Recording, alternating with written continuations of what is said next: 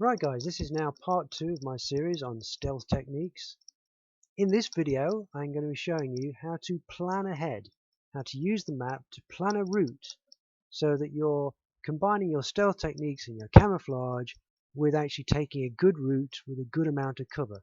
Now what I've done for this is I've changed over to the Blue 14 because I noticed on the map, if I just go to the map now, that where I was before on Indy, there wasn't really anywhere I could show and kind of illustrate a certain technique. There was an area here, if you can see where I just draw this line. There's an area of cover there, kind of a trench, but it wasn't really ideal for what I want to illustrate. Whereas here, I've got the Blue 4 base down here. That's me there. I can just drive up the road, and there's all these roads here.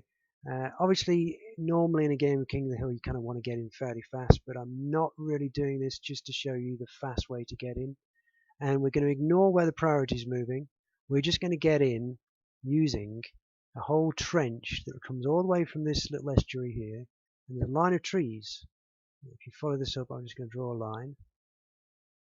So basically, you can see how this line goes into an area of woodland there.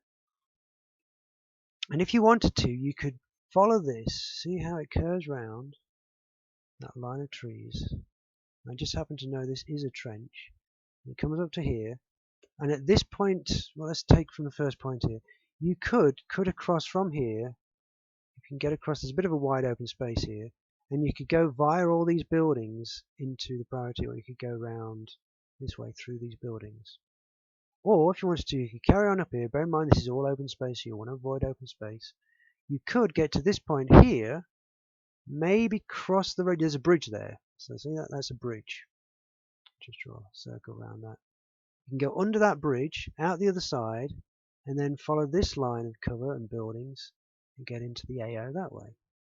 Or, if you really want to, you can actually continue through this wood, follow this line of cover all the way around here, and then get into this area of woodland, and then you can pretty much go in anywhere you like there.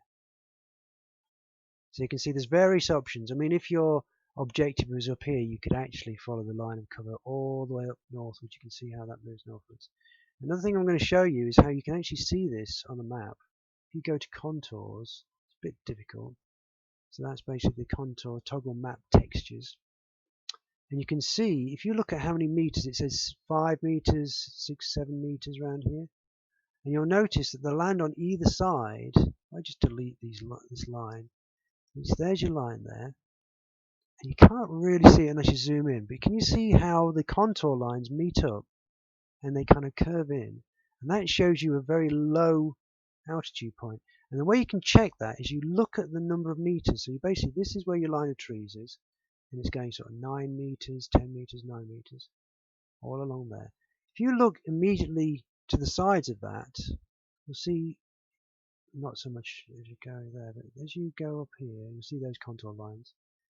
You'll see it goes uphill, just very slightly. And again on the other side, uphill.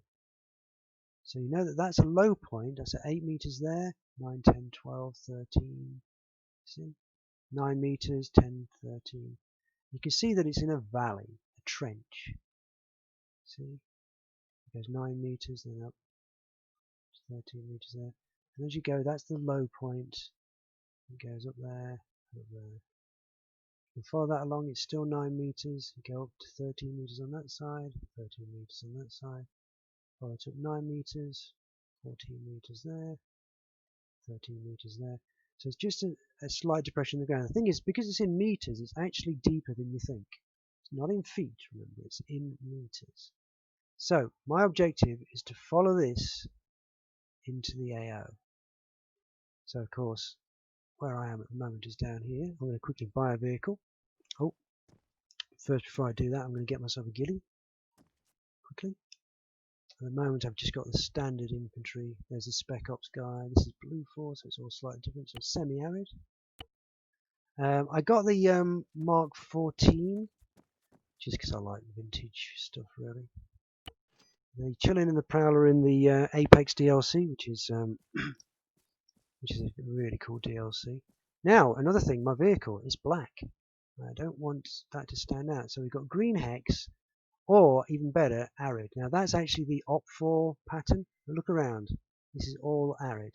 In fact, if I go to third person and lie down, I actually stand out a bit. If I was wearing an arid ghillie at this point, that would be better for this particular area. And I've got to unlock the vehicle and drive it. So you can see how the vehicle blends in better with this background. So I'm going to shoot up here. And you'll see eventually also, the good thing about these maps in Arma 3, GPS will actually, I'll see those lines on my GPS and I'll be able to follow those lines. Now of course you've got the safe zone as well. On servers, oops, I missed it. I missed the turn. One good thing about this vehicle is you can crash through fences and things and it doesn't damage the vehicle. Whereas if you're trying to drive, say, a sports car or even just one of the four-wheel drive little truck things, it's a bit dodgy. So now, I'm just going to quickly check the map while I'm still moving. So basically I can take this left, whoop, missed it again, all over the place. There's the road.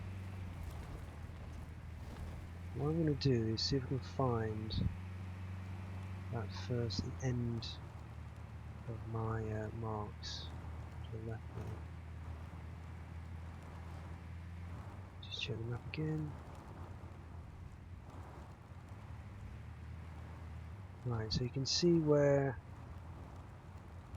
I've got that trench. Now if you're on a combined arms server, i.e. not just an infantry server, and you've got to watch out for jets and things, you probably wanted to stop way before. Now one good place to stop, for example, might be to stop down here. There we go, you see. So if you look at the map, a fairly safe spot there. And you can see I can follow this line, I can go under this bridge, and you can see how the bridge is denoted there. And go under the bridge and head northwards. Go up here. So I could, if I wanted to, just jump out here, go under there, and go for miles. But I'm not going to do that just for the purpose of this video. Obviously there's no enemies on here anyway. What I'm going to do is I'm going to follow this in the vehicle.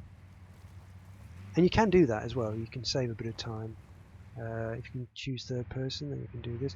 Problem with third person sometimes is that you disappear completely like that. And you might have to go like this. When you drive through like long grass and stuff, sometimes it zooms in a bit.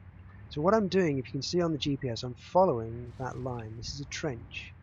You can see how I'm lower down than everywhere else around me. And that conceals me from any enemies. Now of course bear in mind enemy marksmen can sometimes choose to use that exact same trench to be hiding and stuff like that. But even that tower up there wouldn't see me if I'm down there. See what I mean? Now here you'd maybe try and do a quick dash across there, but it still involves you going across some open ground. Now I'm going to drive in the open here a little bit, just to make it easier. But there you can see that trench. It's got a lot of cover. You can follow that and it curves round. So you'd be in the bottom of that trench there. And just follow that around. See that it curves around here. You can see how it matches up with what I'm following on the GPS.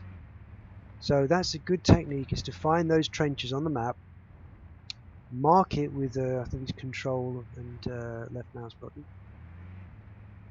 and so that marks your route to help you be concealed. It depends how patient you are and how much time you've got, of course.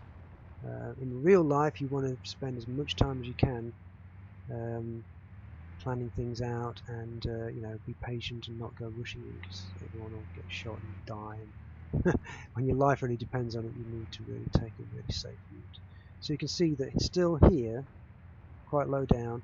There is a brief moment of exposure to that tower just here. You can see how, just trying to get across here, but you would crawl across there, so you'd run maybe and you'd walk around and all that.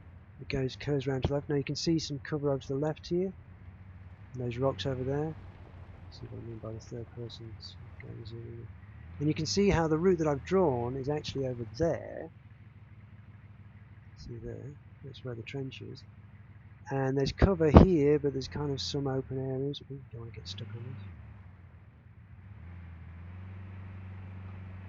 And so basically if I just go to this trench, you'll see it's a nice little dip in the ground. Now what I'm going to do is, normally I would have stopped miles back. I'm just going to stop here. Switch the engine off to make sure they can't hear you. You can't hear because I've muted, obviously. In fact, I'm going to unmute. I'm going to go to first person. You can just walk through bushes. Oh, I should go back to third person. And so you're right down in this trench. Very hard to, they just physically can't see you. You've got no line of sight to be able to see you. Now, I've gone a little far here because I'm following the cover. Where I actually want to be is just back there a bit. So, I mean, I know I'm out in the open here, I'm not bothered too much about that. So you'd basically come from that trench there, so where the vehicle's parked, and I'd go from there and I'd try and sneak across here. Now, if you've got a laser designator, you can look through your binoculars, and you can actually go to, normally by default is N, and that's thermal imaging. Obviously there's nothing, in fact I might be able to see the vehicle because it should still be warm. Yeah, you can see the warmth of the vehicle still. That stands out from the rest of the stuff around it. Also, you can run faster with that as well. So I'm lying down, that rifle fits in quite nicely with the background. Now, what I'm going to do is, at the moment, if you've got the laser designator, you can see that there's probably no enemy spotting you or anything like that from here. However, there are some high bits like those rocks up there, so you would obviously pay attention to where the enemy could be. Potential points where they can see you. They can even see you through the trees. Good job we're not dealing with AI, because AI are great at that. Ideally, you'd actually want to be down here. You wouldn't want to be exposed like I was there. You want to be right down here. You want to look through your binoculars and check things out and just move around. So you'd go like this and you'd look up there. And you just be as cautious as you can. Don't rush. You might want to sit up a bit. You can zoom in, just check there's no enemies. And obviously with the laser designator, if there's someone up there looking on thermals, you'll be able to see them. And so then we're going to approach from here. So I'm going to go over to part 3 now.